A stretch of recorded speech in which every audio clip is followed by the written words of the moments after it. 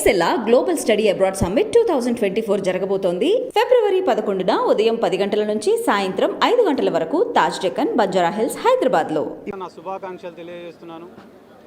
నేను SAAP chairman అయిన తర్వాత, రోజమ్మ స్పోర్ట్స్ మినిస్టర్ అయిన తర్వాత క్రీడలకు సంబంధించి అనేక రకమైన మార్పులను తీసుకొని రావడం జరిగింది.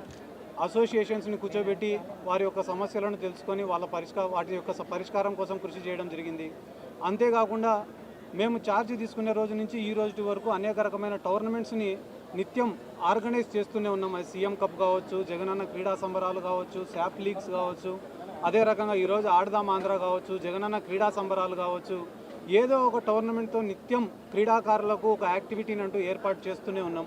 అంతేకాకుండా ఇప్పటి వరకు 2 సార్లు నేషనల్ టోర్నమెంట్స్కి ఎవరైతే పిల్లలు వెళ్ళినారో, అట్లా అహ్మదాబాద్ కావచ్చు, ఇటు గోవా కావచ్చు, వెళ్ళిన ప్రతి ఒక్క క్రీడాకారుడికి కూడా శాప్ తరపున సపోర్ట్ ఇవ్వడం జరిగింది.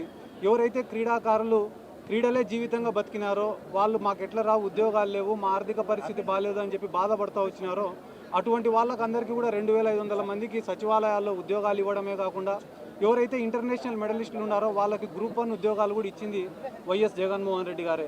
ఎవరైతే పేద క్రీడాకారులు ఉన్నారో ఆ పేద క్రీడాకారులను ఆదుకోవాలనే ఉద్దేశంతో వాళ్ళకు ఫైనాన్షియల్ అసిస్టెన్స్లు ఇవ్వడం కానీ, అంతేకాకుండా వాళ్ళకు క్యాష్ ఇన్సెంటివ్స్ ఇవ్వడం కానీ, ఇలా ఎన్నో కార్యక్రమాలు చేసుకుంటూ క్రీడలను కూడా అభివృద్ధి చేసుకుంటూ వెళ్తున్నాం. ఆఫ్టర్ కోవిడ్, కరోనా వచ్చిన తర్వాత దాదాపుగా సంవత్సరంన్నర రోజులు రాష్ట్రంలో ఉన్న అన్ని క్రీడా మైదానాలు కానీ, క్రీడలు కానీ పూర్తిగా మూతబడిన సంగతి అందరికీ తెలిసిందే.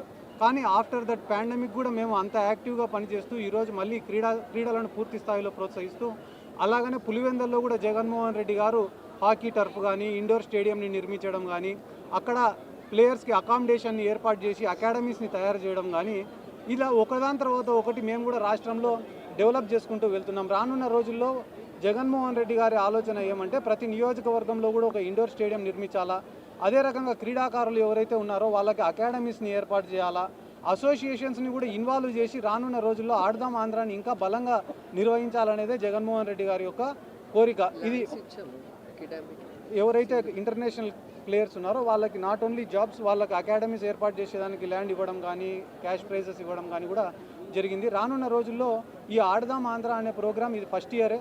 రానున్న రోజుల్లో ఇట్లా అసోసియేషన్స్ని కూడా కలుపుకొని ఇంకా పకడ్బందీగా నిర్వహించాలా. నేషనల్ గేమ్స్, హ్యాండ్బాల్కి సంబంధించి నేషనల్స్ టోర్నమెంట్ కానీ, వాలీబాల్కి సంబంధించిన నేషనల్ టోర్నమెంట్స్ కానీ, అవి కూడా అసోసియేషన్స్కి కోఆపరేట్ చేసి మన స్టేట్లోనే ఆర్గనైజ్ చేయాలనేది కూడా జగన్మోహన్ రెడ్డి గారి యొక్క ముఖ్యమైన ఉద్దేశం. కాబట్టి రానున్న రోజుల్లో క్రీడలకు మరింత డెవలప్మెంట్ ఆంధ్ర రాష్ట్రంలో ఉంటుందని చెప్పి ఈ సందర్భంగా నేను తెలియజేసుకుంటూ, 120 కోట్ల రూపాయల బడ్జెట్ ఆడదాం ఆంధ్రాకి కేటాయించినందుకు జగన్మోహన్ రెడ్డి గారికి మరొకసారి ప్రత్యేకంగా ధన్యవాదాలు, కృతజ్ఞతలు.